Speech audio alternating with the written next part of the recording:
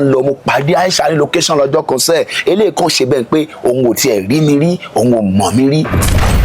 náà gbogbo àjọ ń wà ń bẹ́ẹ̀ ni àti kẹ́mítì àpèsì gbogbo àjọ ń wà ń bẹ́ẹ̀ kọ́nà ṣe dáadáa fún wa kẹ́mítì ní gbogbo ìgbà yẹn makeup ló ń ṣe Austin ìgbà tó Austin máa tó dé látòkè tí mo lọ bá wọn mo ń wo Austin báyìí mo fẹ́ máa ké tó dé láti African country yes mo fẹ́ máa sun ẹkún kí ló dé àlàyé ṣe mo mọ bí ọ̀gá mi ṣe rí ni ó wá lẹ́pa ó ti rin Austin wojú mi báyìí ní Santo má fọ́ má gbéra padà. MC Olúọmọ àlàyé èmi àti yóò ní iṣu o èmi àti yóò dẹ̀ lè ní iṣu láyé torí pé mi ò ń ṣe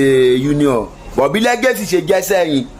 bẹ́ẹ̀ lèmi náà ti jẹ́ 60 jaba ẹ ti máa gbọ́ pọ́mọ 60 jaba lèmi ó máa ti kàn yín lára aláyé mi ò ní parọ́ fún yẹn yín lẹ bá union jẹ́. bàbá gbà ó ti yẹ kí 60 jaba ti reward ẹ lórí nǹkan tó ṣe mo dúró fún wọn nígbà tí Aisha mo ṣe fídíò fún wọn nígbà tí Aisha títí Aisha làwà ó ṣe fẹ́ǹsà kò ṣe fẹ́ǹsà ṣé wáyé tí ọ̀rọ̀ MC kí n padà síbẹ̀ ni pé èmi kàn sọ fún bàbá pé bàbá wàhálà tẹ́ ń ṣe sókè sísàlẹ̀ ó ti pọ̀ jù